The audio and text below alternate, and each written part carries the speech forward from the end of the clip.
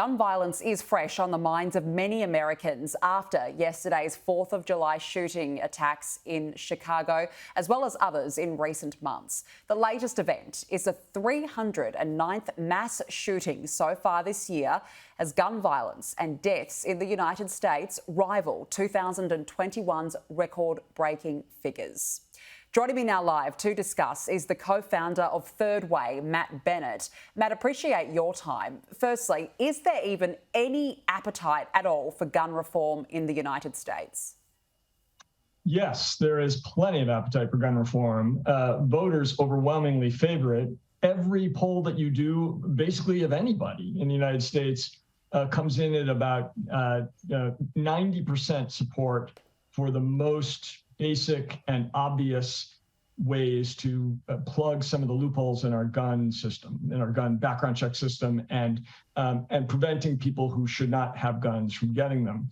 The problem is that that's how the public feels, but that is not how Congress acts. Now, they did just pass a relatively good gun bill that the president signed a couple of weeks ago. That was the first time that Congress has done anything important on guns in 28 years, notwithstanding the fact that we have this horrible record of gun violence. 28 years is a long time. What else can Joe Biden do here in the short term? What about presidential executive orders? Can he give authority to that immediately? No, unfortunately, he can't.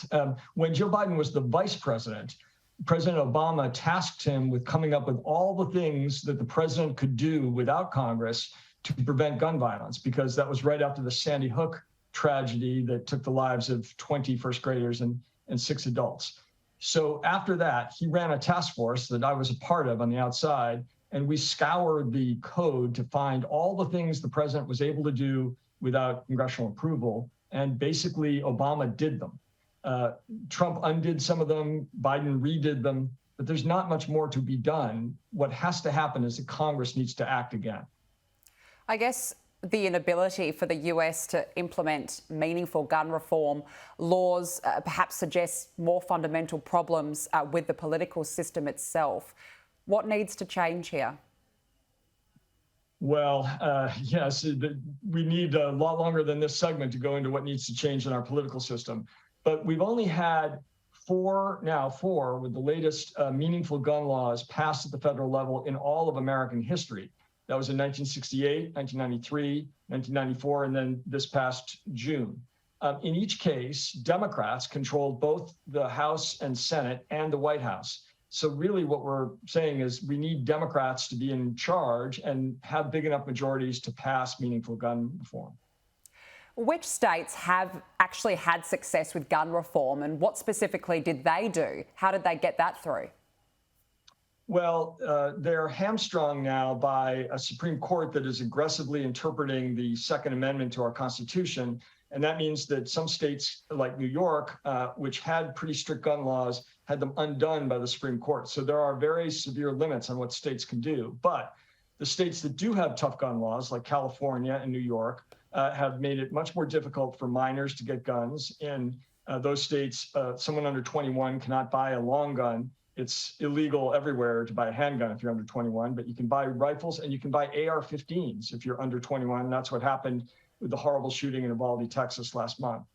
So those kinds of laws, there are laws on the books to make it possible for loved ones to have guns temporarily removed from the home if they fear that the person could become violent.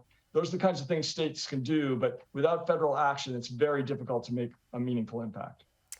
Give us a sense of how well funded the NRA is and the opposition to gun reform.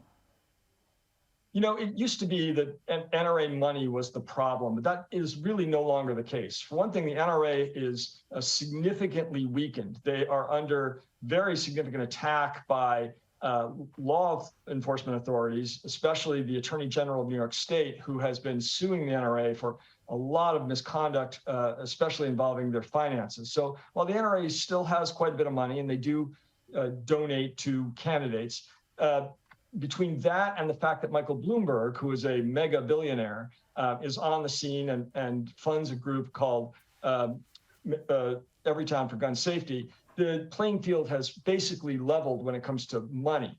The problem is that elected officials know that the people who vote on guns and guns only, where that is their number one issue, tend to be gun rights supporters and not the other 90% of the public who believe we need tougher gun safety laws. They believe that, they'll tell you that in polling, but that's not how they vote.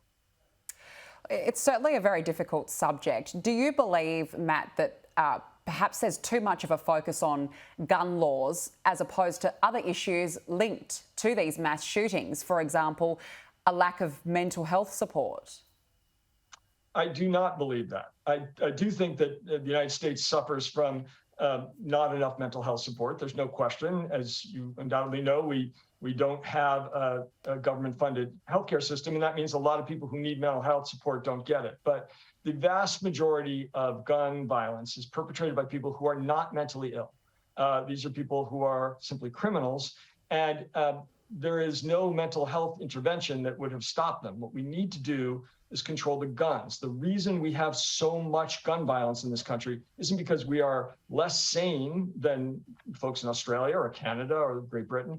It's because we have more guns in private hands. There are over 400 million guns in the hands of American citizens. How many, no one really knows because we don't keep track. But that's the problem. It isn't video games. It isn't mental health. A long way to go by the sounds. Matt Bennett, thank you very much for joining us. Thanks for having me.